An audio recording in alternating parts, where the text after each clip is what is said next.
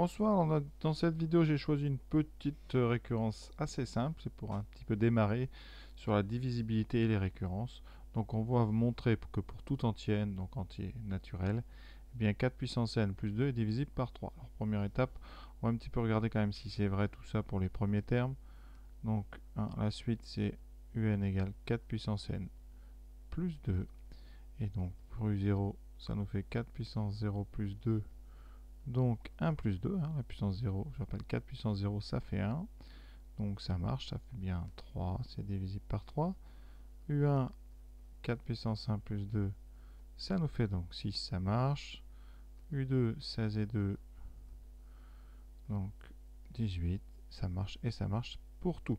Alors on essaiera évidemment de démontrer ça avec la récurrence.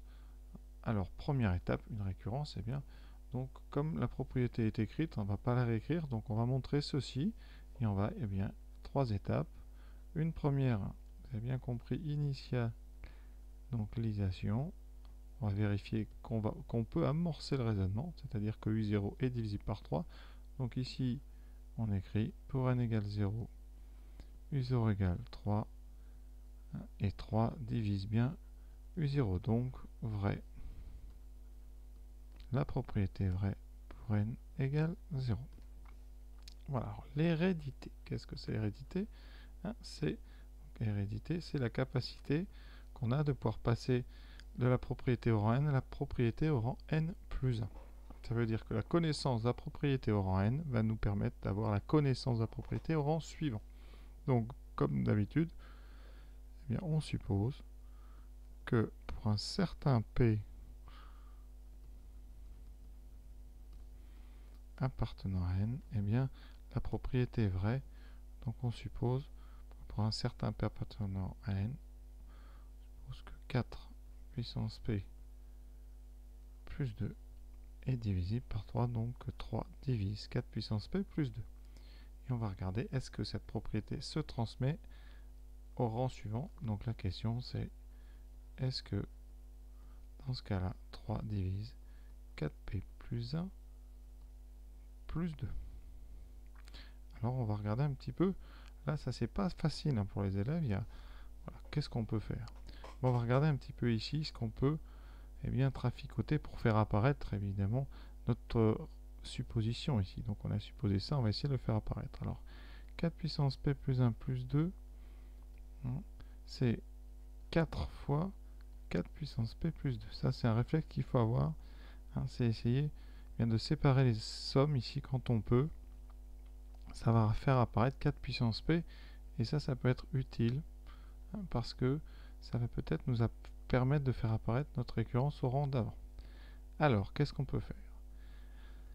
Eh bien, si on veut ici 4 puissance p plus 2, il faut séparer notre 4 en 3 plus 1, c'est-à-dire 4 puissance p plus 2. Voilà. Et on va développer. Ça nous fait 3 fois 4 puissance p plus 4 puissance p plus 2. Voilà. Et on est presque arrivé. Si vous avez remarqué, eh bien, 3 divise 4p plus 2, ça c'est l'hypothèse de récurrence qu'on appelle la HR.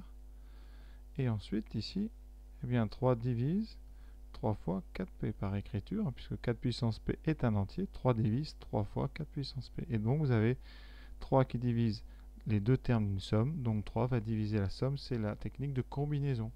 Donc, on rédige, 3 divise 4 puissance p, 3 divise 4p plus 2, et donc par addition, eh bien 3 divisera, donc j'ai oublié un 3 ici, pardon, voilà, 3 divisera 3 fois 4 puissance p plus 4p plus 2, c'est-à-dire 3 divise, eh bien 4p plus 1 plus 2. Donc c'est loin d'être évident à faire parce que vous devez penser ici, et ça c'est l'astuce un petit peu, à séparer ce 4 en 3 plus 1 pour faire apparaître ici eh bien votre terme ici up. Ça ici, vous l'avez bien connu, c'est up, et on sait que 3 divise up. Et vous avez un deuxième terme là, 3 fois 4 puissance p, et comme 4 puissance p c'est un entier, eh bien 3 va diviser 3 fois 4 puissance p, c'est la définition, hein, puisque 3 fois 4 puissance p, c'est écrit en fait 3 fois k avec k appartenant à z. Donc 3 le divise bien. Conséquence, et bien là on va, par contre il faut penser à conclure. Conclusion, l'hérédité est démontrée. L'hérédité est démontrée. Hein, parce qu'ici, eh bien la propriété donc est vraie au rang suivant.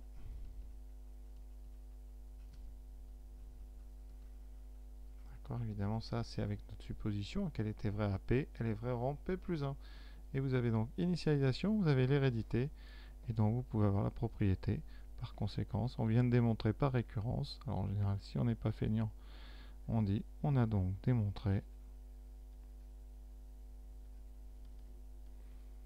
par récurrence sur n que, alors je vais utiliser le symbole quel que soit n appartenant à n, eh bien 3 divisé n, c'est-à-dire 3 divise 4 puissance n plus 2. Donc voilà cette petite récurrence. Hein, sincèrement, c'est pas si simple que ça pour les élèves. Avec l'habitude, ça rentre. Mais ça, c'est des petites astuces, hein, que vous n'êtes pas obligé de trouver tout seul. Donc ne paniquez pas, hein, vous ferez pas. C'est l'entraînement qui fera que vous y arrivez à force, parce qu'on utilise souvent les mêmes astuces. Hein. Parfois, on peut trouver le même genre de choses avec des 3 au carré qui font 9 et qu'on sépare, par exemple, en 7 et 2. Enfin, voilà. Donc je vous souhaite bien une bonne fin de soirée à vous et à très bientôt pour d'autres récurrences. Parce que la récurrence, hein, c'est en faisant, hein, qu'on commence à trouver des automatismes. Donc voilà, à très bientôt.